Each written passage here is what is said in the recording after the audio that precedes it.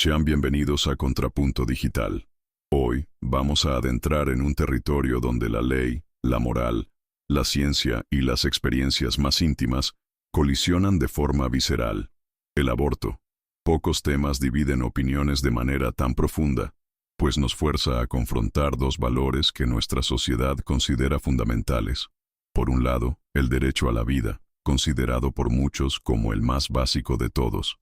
Por el otro, el derecho de una mujer sobre su propio cuerpo y destino, un pilar de la autonomía y de la libertad individual. Para explorar esta fractura, nuestras inteligencias artificiales, David, defendiendo la perspectiva pro-vida, y Ana, defendiendo la pro-elección, darán voz a argumentos y vivencias que forman el corazón de este debate. Prepárense, pues no hay respuestas fáciles aquí. Necesito comenzar esta conversación pidiendo que todos recuerden un momento, quizás el más fundamental de todos. La primera vez que vieron una vida formándose. Para mí, esa imagen es la del ultrasonido de mi primer sobrino. Era apenas un pequeño punto pulsante en la pantalla, un corazón minúsculo latiendo a un ritmo que parecía demasiado acelerado para aquel cuerpo tan pequeño. En ese instante, toda la abstracción de la discusión se deshizo. No era un conjunto de células, no era un tejido, era una vida humana en su forma más pura e indefensa. Para mí, cualquier debate sobre el aborto necesita, obligatoriamente, partir de este reconocimiento. Estamos hablando de un segundo corazón, de un ADN único, de un ser humano que, si no es interrumpido, tendrá un futuro. ¿Cómo podemos, como sociedad, decidir que esa vida no tiene valor y puede ser descartada por conveniencia o circunstancia? David, la imagen que describes es, sin duda, poderosa y emocionante, pero cuenta solo una parte de la historia. Mientras los ojos se fijan en esa pantalla, estamos ignorando a la persona real, de carne y hueso, en cuyo cuerpo todo esto está sucediendo. Hablo de la mujer. Hablo del derecho fundamental que cada ser humano tiene de decidir lo que sucede dentro de sus propias fronteras corporales. Pienso en una amiga de juventud, una chica brillante con un futuro entero por delante, que se encontró embarazada sin querer y sin apoyo. Su desesperación no era sobre un punto pulsante, era sobre tener su vida entera puesta de cabeza, sus sueños interrumpidos, su cuerpo transformado en contra de su voluntad. Forzar a una mujer a llevar un embarazo a término es violar esa autonomía de la forma más profunda que se pueda imaginar. Es tratarla como un mero recipiente, un medio para un fin, y no como un ser humano con sus propios derechos, sueños y vida. Ana, yo jamás ignoraría el sufrimiento o la desesperación de una mujer en una situación tan difícil. La compasión por ella es fundamental, pero la solución a su desesperación no puede ser la eliminación de su propio hijo. Los problemas que ella enfrenta, sean financieros, emocionales o falta de apoyo, son reales y necesitan ser resueltos con más amparo de la sociedad, con mejores políticas de adopción, con una red de apoyo que la acoja y la ayude a superar esa fase. Pero las dificultades de la madre no anulan el derecho a la vida del hijo. El concepto de autonomía corporal tiene límites cuando las acciones de un individuo afectan directamente la existencia de otro ser humano. No permitimos que una persona perjudique a otra en nombre de la libertad personal. Y aquí estamos hablando del acto más definitivo de todos: el de terminar una vida. ¿La conveniencia o el proyecto de vida de una persona puede realmente superponerse al derecho más básico de otra, el derecho a existir? David, tú hablas de hijo y otro ser humano, como si un óvulo fecundado de pocas semanas tuviera los mismos derechos y la misma complejidad que una mujer adulta, con conciencia, historia y vida social. Esa equiparación es una construcción filosófica, y muchas veces religiosa, no un hecho científico o jurídico unánime. Pero vayamos a la realidad práctica. La criminalización del aborto no crea la red de apoyo que idealizas. Lo que crea son mataderos clandestinos en callejones oscuros. Crea la desesperación de mujeres usando métodos peligrosos, sufriendo hemorragias, perforaciones e infecciones. ¿Y quiénes sufren más con esto? Son las mujeres pobres, las negras, las que no tienen dinero para pagar una clínica segura y cara. La postura que se dice pro vida parece, en la práctica, ser solo pro nacimiento, pues una vez que el niño nace en un hogar sin estructura, esa misma sociedad que forzó el nacimiento muchas veces le da la espalda a la madre y al hijo. Ana, el argumento científico es justamente mi punto de partida. Desde la concepción, existe allí un código genético humano completo, único y distinto al de sus padres. Es un ser humano en su primera etapa de desarrollo, y negar su humanidad porque es pequeño, dependiente y no se parece a nosotros, es peligrosamente similar a cómo la sociedad ya ha negado la humanidad de otros grupos en el pasado. La tragedia de los abortos clandestinos es real y terrible, pero la respuesta a una tragedia no puede ser la legalización del acto que la origina. La solución no es facilitar la eliminación de la vida, sino atacar las causas de la desesperación, la falta de educación sexual, la pobreza, el abandono paterno. La ley tiene un papel moral y pedagógico fundamental, señala los valores de una sociedad. Legalizar el aborto sería el Estado, declarando oficialmente que la vida de algunos seres humanos es descartable y no merece protección. Eso sería un retroceso civilizatorio inmenso. David, el papel de la ley en una sociedad plural y democrática no es imponer una única visión moral o religiosa sobre todos los ciudadanos, sino garantizar derechos, salud y seguridad. Cuando el Estado prohíbe el aborto, no está actuando como un educador moral, sino como un agente que pone en riesgo la vida de miles de mujeres. Y tu argumento sobre el código genético no se sostiene, porque lo que define a una persona, legal y filosóficamente, es mucho más que un conjunto de genes. Involucra conciencia, sintiencia, viabilidad. Pero hablemos del punto más doloroso. La ley que tú defiendes obligaría a una niña de 12 años, violada por un pariente, a llevar adelante un embarazo que es la materialización diaria de un trauma brutal. ¿Qué valor pedagógico tiene una ley que destruye la salud mental y el futuro de una niña para proteger a un embrión que no tiene conciencia de su propia existencia? Ana, la protección de la vida humana inocente no es un monopolio religioso, es uno de los pilares de la ética y de los derechos humanos en diversas culturas y filosofías seculares. Un embrión no es como una célula de la piel, posee en sí todo el potencial para convertirse en una persona completa, e interrumpir ese proceso es impedirle realizar su futuro. Ahora, sobre el caso de violación, que es un crimen abominable e indescriptible, mi compasión por la víctima es total. El agresor es un monstruo que debe sufrir las consecuencias más severas de la ley. Pero, ¿cómo podemos justificar que el bebé, que es una segunda víctima completamente inocente de esa violencia, pague con su propia vida por el crimen de su padre? Un acto de violencia no puede ser la solución para otro. La respuesta digna y humana es rodear a esa mujer de todo el apoyo psicológico, social y financiero posible, y, si ella no puede o no quiere criar al bebé, que sea encaminado a la adopción, a un hogar que lo ame y lo desee. David, tu sugerencia de entregar para adopción suena como una solución simple y limpia, pero ignora por completo lo que significa para una mujer pasar por 9 meses de un embarazo forzado, sentir su cuerpo cambiar, pasar por los dolores del parto y después entregar a un niño. Eso no es un procedimiento simple, es una experiencia que puede dejar cicatrices psicológicas profundas y permanentes, especialmente para una víctima de violencia.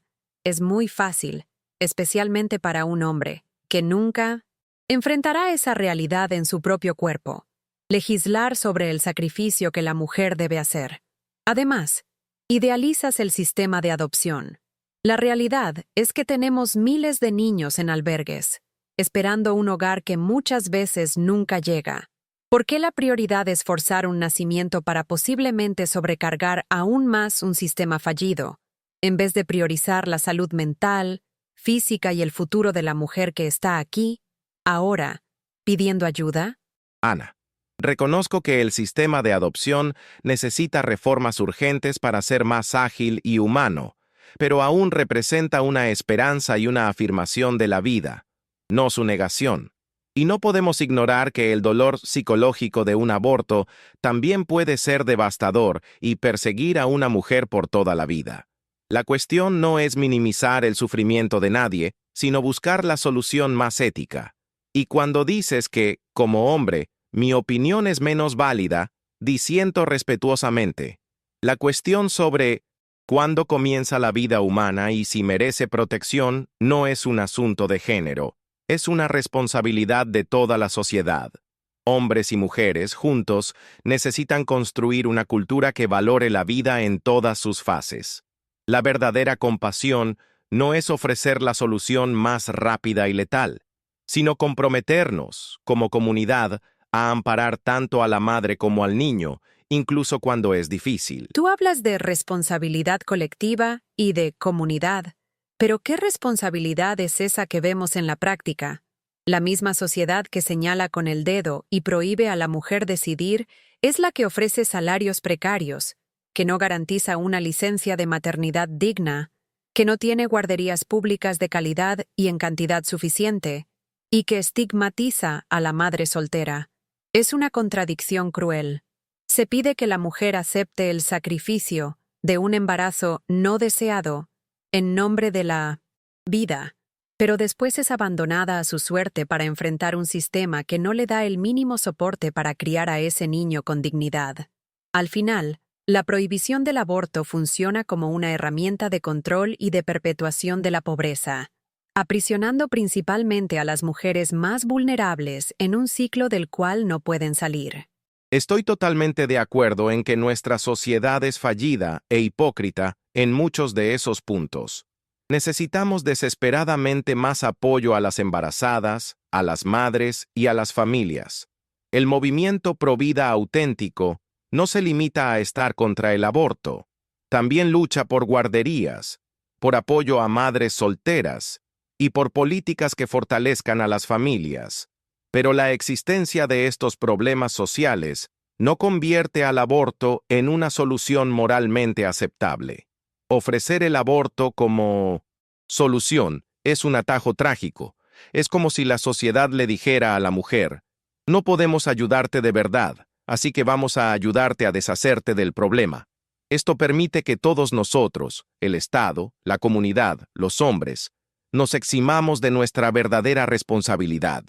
¿Acaso la legalización no se convertiría en una forma de poner toda la carga, una vez más, únicamente sobre los hombros de la mujer, para que ella resuelva silenciosamente una cuestión que debería ser de todos?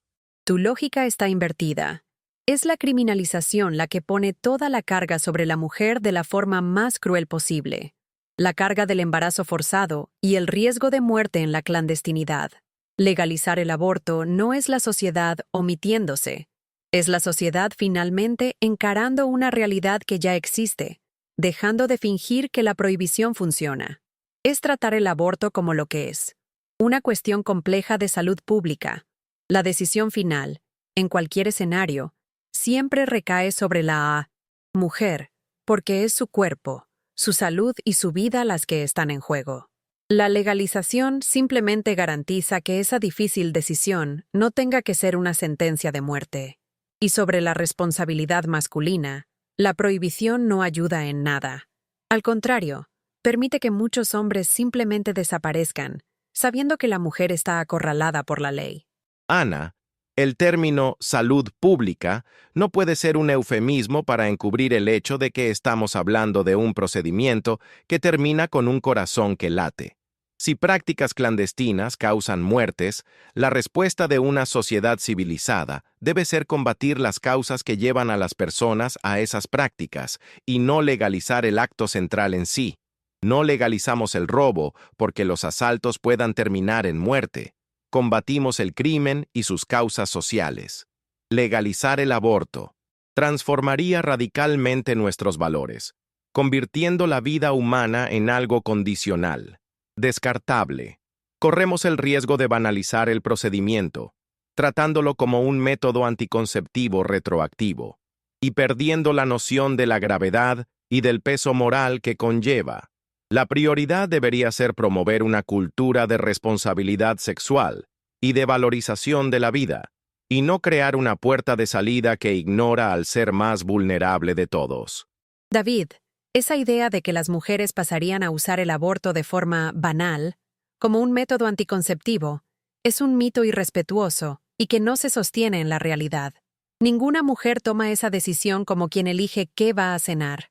Es una elección casi siempre dolorosa, solitaria y compleja, incluso para aquellas que están seguras de que es lo mejor para sus vidas. Tu cultura de responsabilidad ignora que los anticonceptivos fallan, que la educación sexual es precaria y, más grave, que las mujeres son violadas.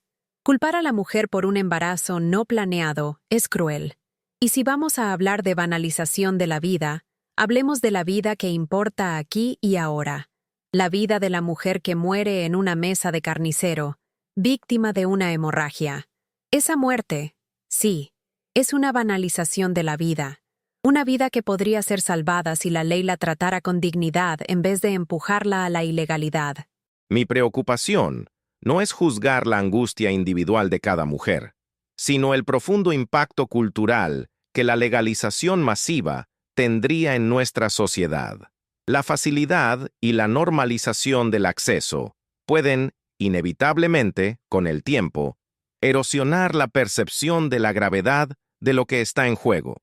Sí, los anticonceptivos fallan, pero la respuesta a una falla técnica no puede ser un acto que termina una vida con potencial único.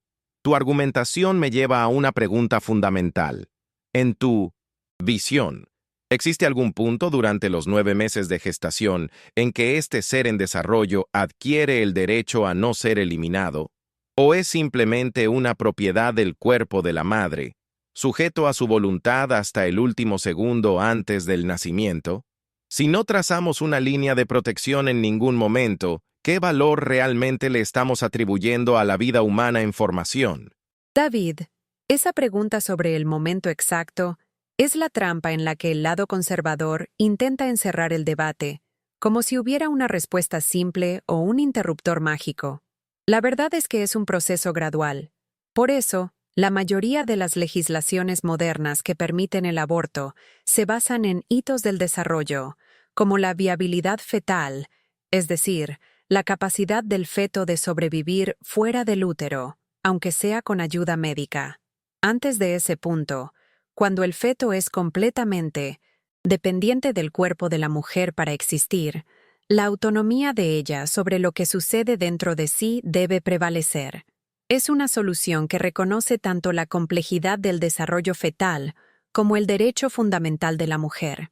Intentar fijar la vida plena en la concepción es una simplificación que ignora la biología para imponer una única doctrina filosófica sobre todos, desconsiderando a la persona que ya existe y es dueña de su cuerpo. Ana, usar la viabilidad como criterio para el derecho a la vida es una base terriblemente inestable y peligrosa. La viabilidad cambia con la tecnología y la ubicación. Un bebé prematuro puede sobrevivir en un hospital de punta en una ciudad grande, pero no en un hospital rural.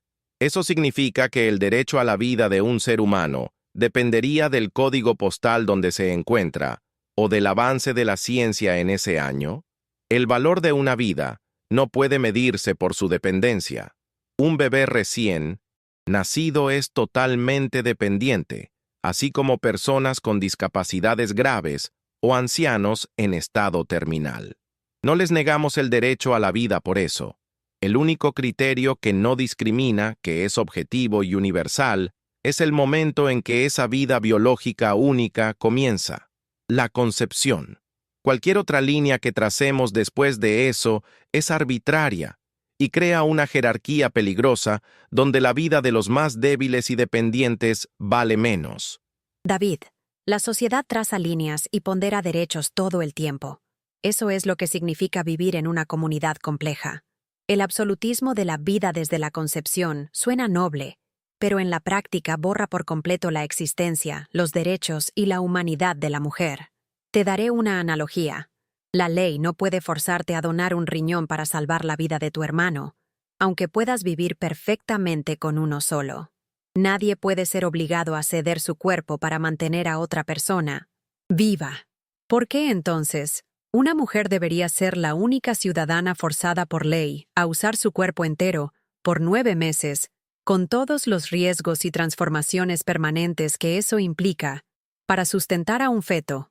Tu negativa a ponderar estos derechos en colisión acaba, en la práctica, sacrificando la vida de una persona consciente en nombre de un absoluto biológico. Tu analogía del riñón es profundamente fallida, pues ignora la relación única y natural que existe entre una madre y el hijo que crece dentro de ella. No se trata de un extraño, sino de su propia descendencia. En la abrumadora mayoría de los casos, el embarazo resulta de un acto que tiene como consecuencia natural la generación de la vida, y eso trae consigo una responsabilidad.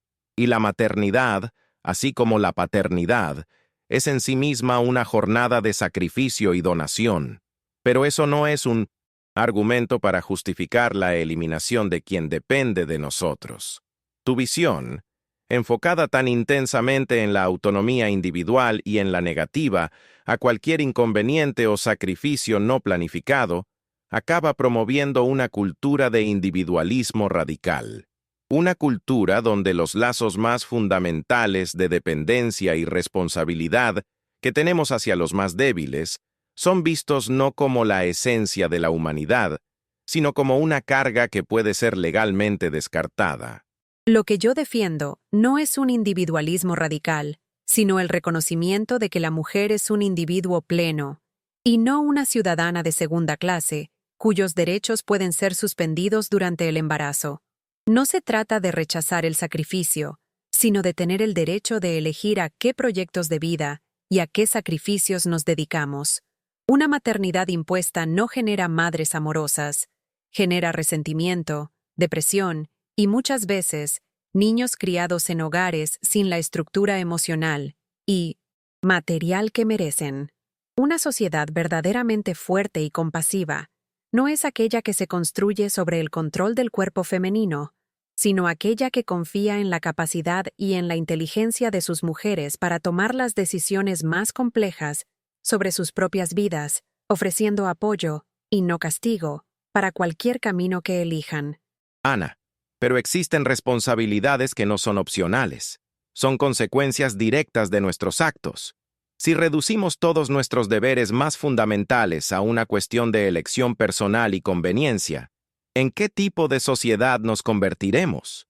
Mi preocupación va más allá del acto individual. Pienso en las consecuencias a largo plazo. Una cultura que acepta el aborto como una solución rutinaria, inevitablemente, comienza a desvalorizar la vida humana en sus etapas más frágiles. ¿Cómo afectará esto en el futuro la forma en que tratamos a los ancianos, a los enfermos terminales, a las personas con discapacidades severas?